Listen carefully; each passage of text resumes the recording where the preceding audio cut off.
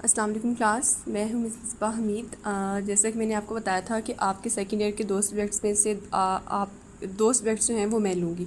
एक commercial geography, वो तो हमने कल डिस्कस कर लिया था और आई होप आप लोगों ने उस लेक्चर को सुना होगा, और जो कन्फ्यूजन्स होंगी वो नेक्स्ट टाइम आप मैसेजेस के थ्रू मुझे इन्फॉर्म करेंगे। दूसरा सब्जेक्ट है प्रिंसिपल्स ऑफ अकाउंटिंग।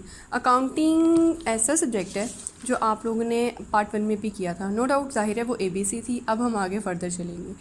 अकाउंटिंग का सेम वही सिलेबस पैटर्न होगा जो आप लोगों का पार्ट 1 में था। मींस 20 मार्क्स के आपके MCQs और 20 मार्क्स के फिर आपके short questions, 2 marks for each. और इसके अलावा आपको 3 लॉन्ग क्वेश्चंस करने होंगे, 20 मार्क्स फॉर ईच, और 100 मार्क्स का टोटल ये आपका पेपर है।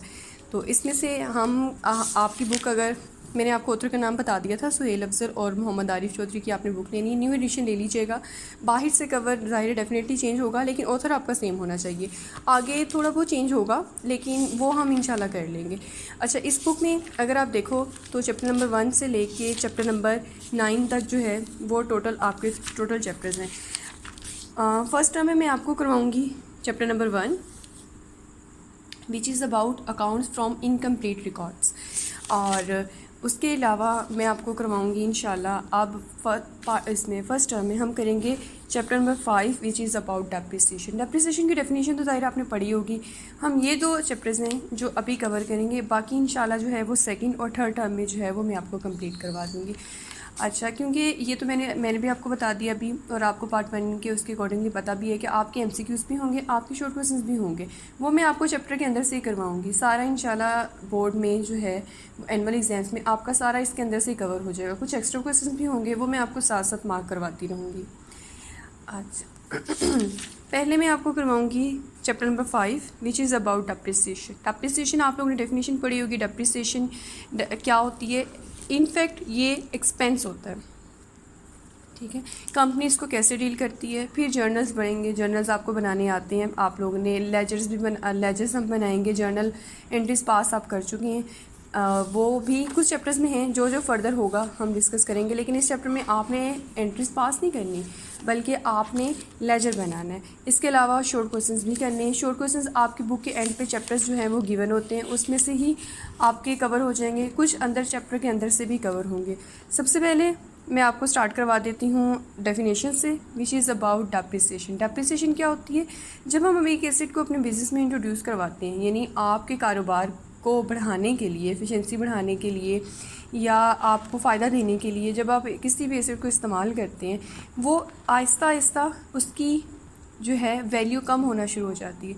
तो इन फैक्ट मॉनेटरी टर्म्स में वो कम होती हुई जो आपकी वैल्यू है वो डेप्रिसिएशन कहलाती है। यानी क्या होगा, जब आप अपने एसेट को इस्तेमाल करते हैं, कारोबार में लेके आते हैं, जैसे जैसे टाइम गुजरता है ज़ाहिर उसकी कारकर्दगी भी कम हो जाती है और उसकी वैल्यू भी कम हो जाती है। वो जो वैल्यू का कम होना है ना, मॉनेटरी टर्म्स में कमी आ जाना, वो क्या कहलाता है? डेप्रिसिएशन कहलाता है।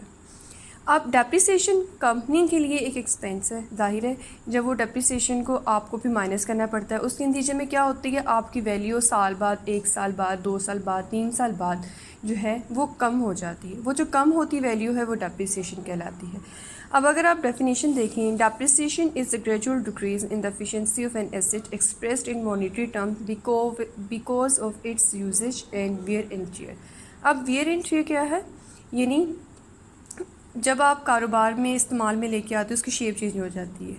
जैसे आप अगर फॉर एग्ज़ाम्पल आपकी मशीनरी है, जब आपने उसको कारोबार में लेके आए, नई मशीनरी जब थी तब उसकी एफिशिएंसी कुछ और थी, लेकिन 1 साल बाद जब आप उसको कारोबार में आपने मुसलसल उसको इस्तेमाल किया, आपने प्रोडक्शन ली, उसकी वैल्यू में कमी हो जाए, तो वो साल के एंड पे उसके मुसलसल इस्तेमाल की वजह से या कारोबार में इस्तेमाल में लाने की वजह से उसकी वैल्यू में कुछ कमी हो जाती है, या कुछ थोड़ी बहुत शेप जो है वो उसमें कमी आ जाती है।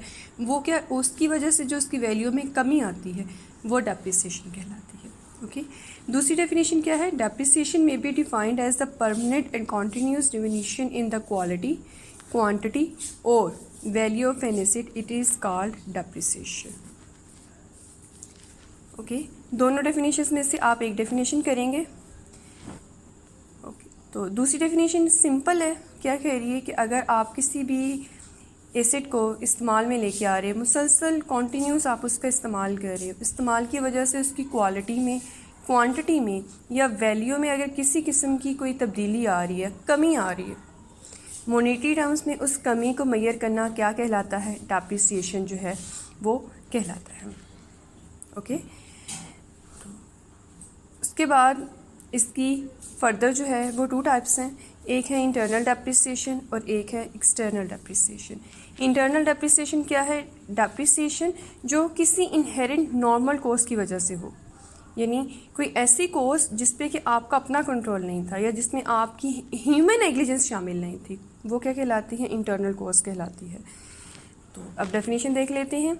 Depreciation which occurs for certain inherent normal causes it is called internal depreciation such as wear and tear। अब wear and tear की आगे डेफिनेशन भी आएगी, लेकिन यहाँ पे मैं आपको बता दूँ wear and tear क्या है। जब आप कारोबार में किसी भी बिज़नेस में अपने एसेट को लेके आते हैं, उस एसेट के इस्तेमाल की वजह से उसकी अगर शक्ल सूरत में, शक्ल शुबात में जो है वो कोई तब्दीली आती है, कोई कमी पेशी हो जाती है, वो wear and tear कहलाती है। ये तो थी इंटरनल। अब इसमें कारोबार में इस्तेमाल में लाने की वजह से इंसान की कोई गलती, कोई नेग्लिजेंस जो है वो शामिल नहीं होती है। दूसरी है एक्सटर्नल। अब एक्सटर्नल क्या है? कुछ एक्सटर्नल रीजंस की वजह से, जिसमें कि इंसान की ह्यूमन नेग्लिजेंस भी शामिल हो सकती है। हाँ, एफिशिएंसी में कमी आ गई है। वो कमी क्यों आ रही है? कि इंसान ने प्रॉपर अपने एसेट को जो है वो प्रॉपरली उसको जो है वो लुक आफ्टर नहीं किया था। वक्त के साथ साथ अगर कोई मशीनरी है उसमें किसी पुर्जे की कोई कमी पेशी आ रही है, वो उसका ख्याल नहीं किया गया, उसकी वजह से उसकी एफिशिएंसी में भी कमी हो जाएगी। एफिशिएंसी में कमी होने के साथ साथ जो उसकी वैल्यू में डिक्रीज़ होगा, वो जो डिक्रीज़ होगा ना, वो एक्सटर्नल डेप्रिसिएशन कहलाएगा।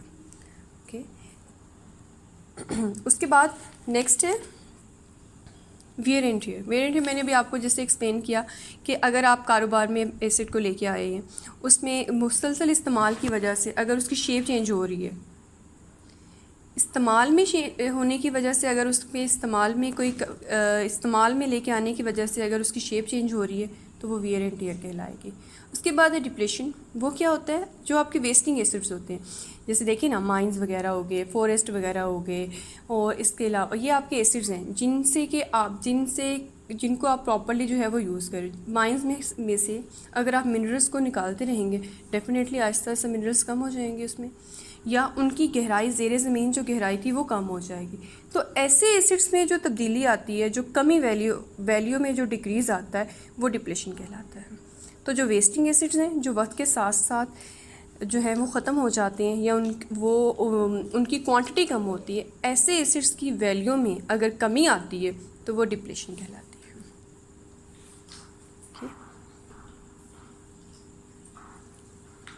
आगे है, जैसे जैसे वक्त गुजरता है वैल्यू में तो कमी आ ही जाती है, लेकिन जैसे जैसे चेंज आता है, लोगों का टेस्ट चेंज हो जाता है, लोगों की हैबिट चेंज हो जाती है, लोगों की पसंद नापसंद में कमी आ जाती है। तो अगर कोई ऐसा एसेट जो कारोबार में इस्तेमाल की वजह से उसकी वैल्यू ना कम हो रही हो, बल्कि लोगों के ख्वाहिश के मुताबिक उनकी चॉइस में अगर तब्दीली आ जाती, उसकी वजह से अगर किसी भी एसिड की वैल्यू जो है वो कम हो जाती है, वो क्या कहलाती है? ऑब्सोलेंस कहलाती है। So the decrease in the value of an asset due to new inventions, change in habit and taste of people, improvements is known as obsolescence। उसके बाद नेक्स्ट है फ्लक्चुएशन। फ्लक्चुएशन क्या है? किसी भी एसेट की वैल्यू, मार्केट वैल्यू में अगर कमी होती है या उसकी वैल्यू कम हो जाती है या वो ज़्यादा हो जाती है, तो वो जो कमी या ज़्यादती होगी ना, वो फ्लक्चुएशन कहलाती है। इसकी डेफिनेशन भी हम देख लेते हैं। फ्लक्चुएशन द डिक्रीज़ और increase, it is not only decrease, बल्कि डिक्रीज़ भी हो सकती है बल्कि और इंक्रीज़ भी हो सकती है।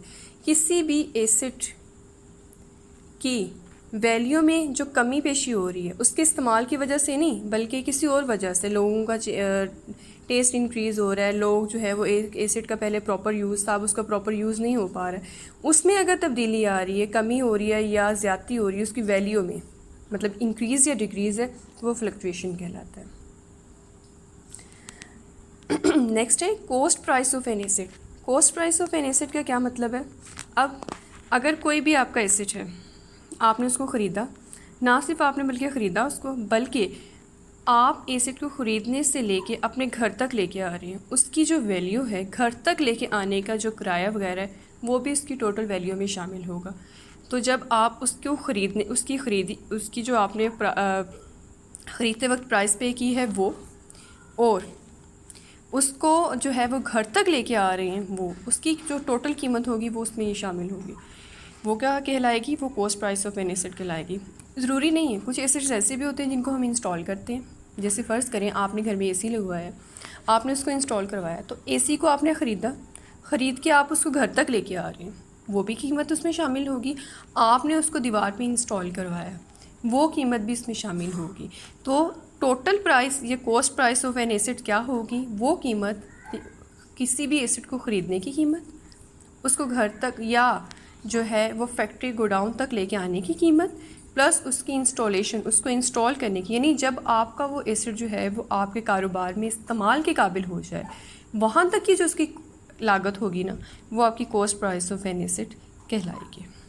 सो it includes all expenses involved in carrying and installing the asset of site. Next आपकी डेफिनेशन है इस चैप्टर में, which is working life of an asset, यानी कोई भी जो आपका एसिड है उसकी टोटल मियाद कितनी है, उसको इस्तेमाल करने की मियाद कितनी है, कितनी देर तक वो आपके कारोबार के लिए फ़ायदेमंद रह सकता है, वो क्या कहलाता है? वो working life of an acid कहलाता है। यानी कितनी देर तक वो कारोबार में आपको फ़ायदा देता रहेगा, वो उसकी वर्किंग लाइफ। जैसे फ़र्ज़ करें आपने मशीन ख़रीदी, वो मशीन सिर्फ 1 साल भी आपको, ज़रूरी नहीं 1 साल से ज़्यादा ही वर्किंग लाइफ होगी। नॉर्मली आप एसिड वही परचेज़ करते हैं जो लॉन्ग रन में आपको बेनिफिट देता रहे।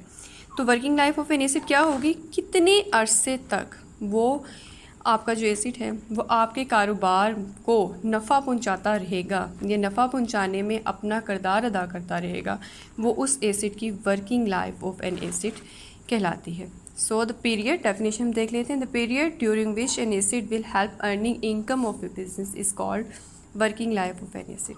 Next is scrap value of an acid. अब आपने बिज़नेस को आपने एसिड को परचेज़ किया, ठीक है, यानी cost price of an acid थी। फिर आपने ये देखा कि वो जो कॉस्ट प्राइस है कितने अरसे तक वो आपको फ़ायदा देती रही है, ठीक है, वो तो थी working life of an acid. So working life of an acid में, यानी जब आपने एक मशीन ख़रीदी, कोई भी एसिड आपने ख़रीदा, वो कितने अरसे तक आपको फ़ायदा देता रहा। उसके बाद जब उसकी एफिशिएंसी कम हो गई, यानी आपके कारोबार के लिए वो फ़ायदेमंद नहीं रहा, आप उसको सेल करना चाह रहे हो, तो वर्किंग लाइफ के एंड पे जिस वैल्यू पे वो सेल आउट हो रहा है वो scrap value of an asset कहलाएगी। जैसे अब आप जैसे फर्स्ट ईयर में थे, आपने बुक्स परचेज़ की थी, आपने बुक्स को इस्तेमाल किया, अब आपके लिए वो जो है फ़ायदेमंद नहीं, आप सेकेंड ईयर में आ गए माशाल्लाह, आप उनको सेल आउट कर देते हैं, वो उनकी जो कीमत होगी ना बुक्स की, वो स्क्रैप वैल्यू होगी।